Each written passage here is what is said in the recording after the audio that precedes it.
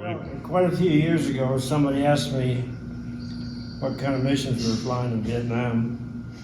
And I remember telling them just two types, really. One's that you don't remember, and the others you'll never forget. And I saw that General Womack has been honored at a festivity up in Santa Fe. I thought maybe I ought to call his son Jordy and tell him about one mission that I had with him, which is one of the ones that you'll never forget. We were a 4-ship, and we were fragged for a road cut up in a place called Chapon in Laos. Normally what we did is we flew South Vietnam with a 2-ship, and anytime we went to Laos it was with a 4-ship. And it always had either a pre-strike or a post-strike refueling. When we took off out of the Tuy Hoa, we did single ship takeoffs, and I was number 4.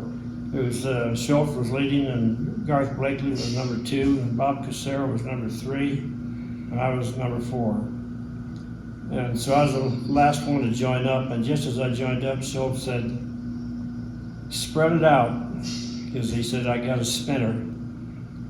And what that spinner is that the 750-pound bombs are loaded directly onto the pylon, and then a wire goes from the pylon through the lug nuts on the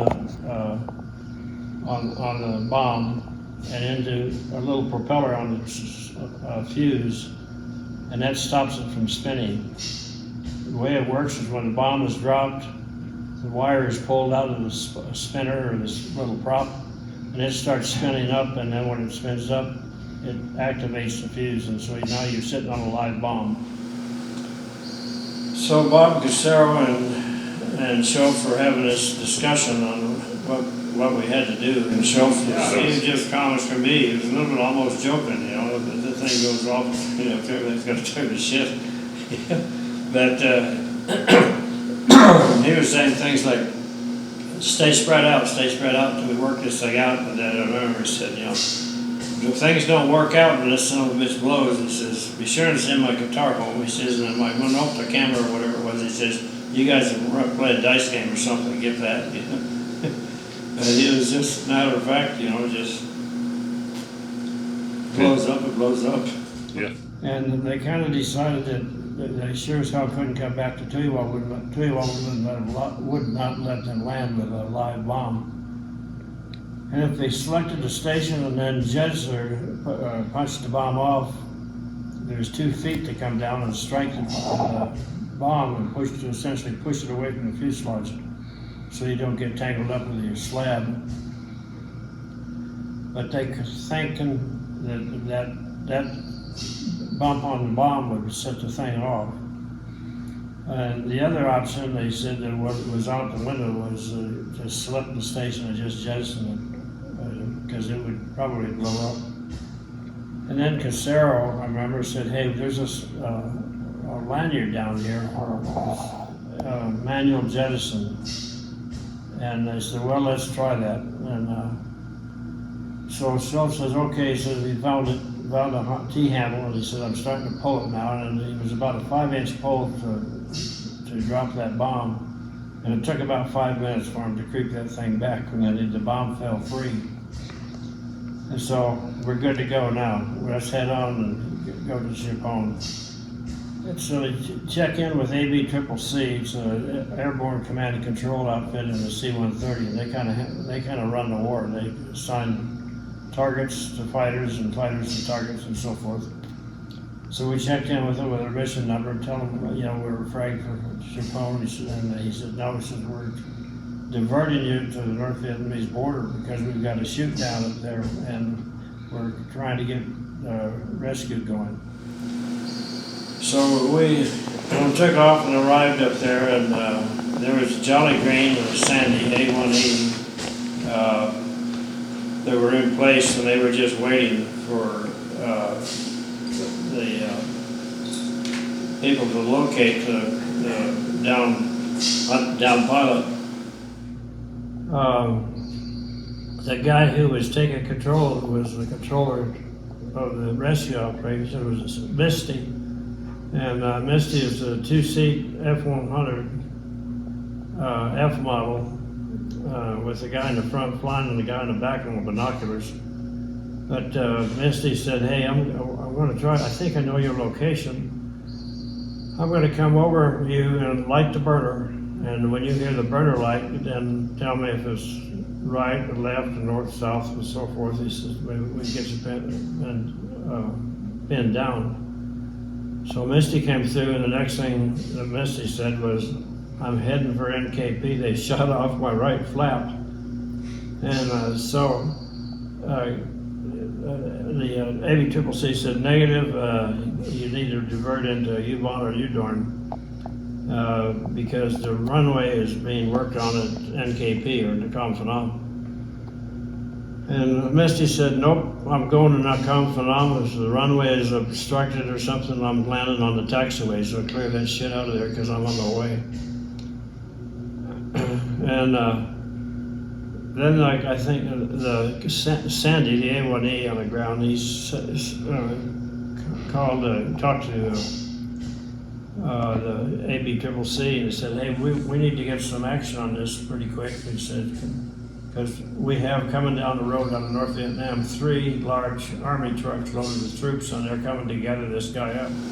This was there was a bombing halt on the 31st of October, and they couldn't drop any weapons in North Vietnam.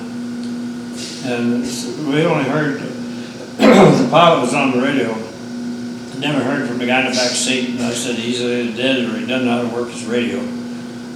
And then just before those 105s showed up, almost simultaneously, Cricket or Hillsborough, whoever it was, said, "We've run this up the line all the way to Washington, D.C. to get approval for this, so they will now allow us to drop in North Vietnam," because they didn't want Walter Cronkite or one of those other assholes to come on TV at night and say, "Well, the U.S. has violated the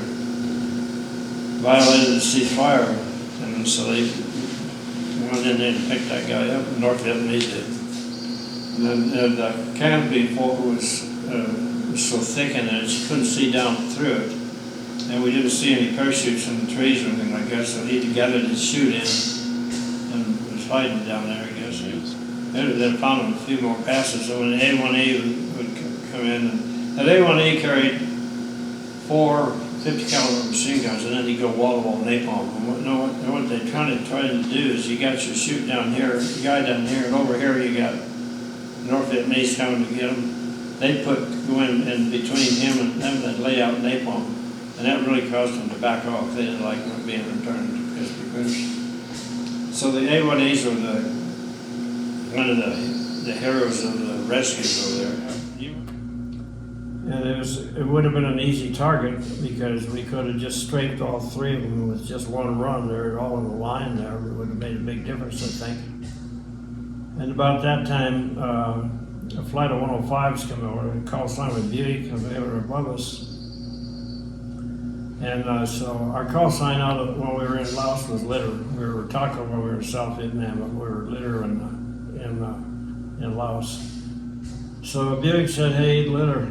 They said, "We can take the high cap. We got plenty of gas, and you can head on south."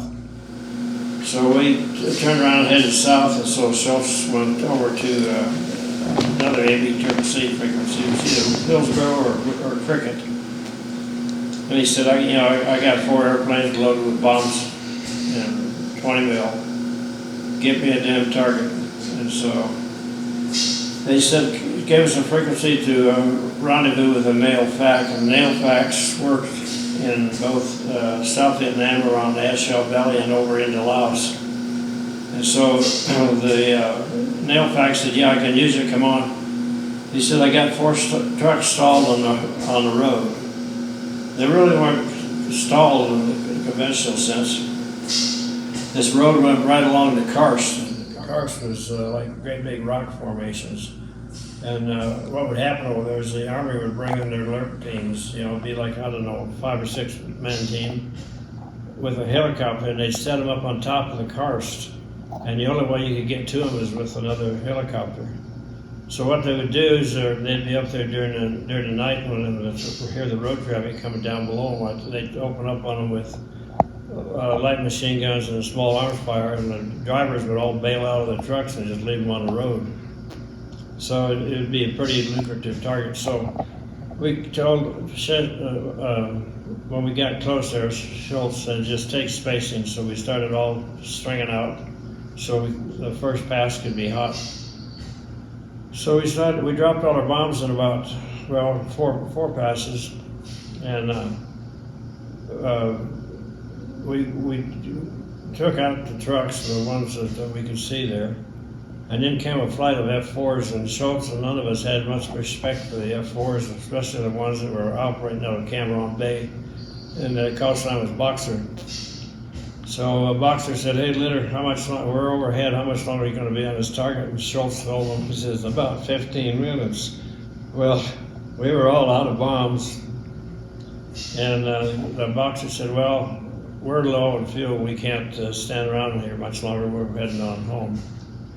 So they left, and Schultz waited until they were gone, and he called us over to squadron frequency, and he said, all right, we're going to regroup at the yellow tanker. He said, everybody's on their own, we'll meet you at the yellow tanker. And I looked down, I didn't have too much gas. But we took off, heading out, and the yellow tanker was on the track south of Da Nang and about 15 miles off the coast. And it was there 24 hours a day. They always had a 135 there. So if you got in trouble and needed gas, you could always, the gas station was always open. So we headed off for the tanker track, and I was the first one out of there to get onto the basket. When I got on the basket, I had 600 pounds of gas remaining. And to put it into perspective, we were running about 4,000 pounds an hour. So 600 pounds of gas is just practically nothing.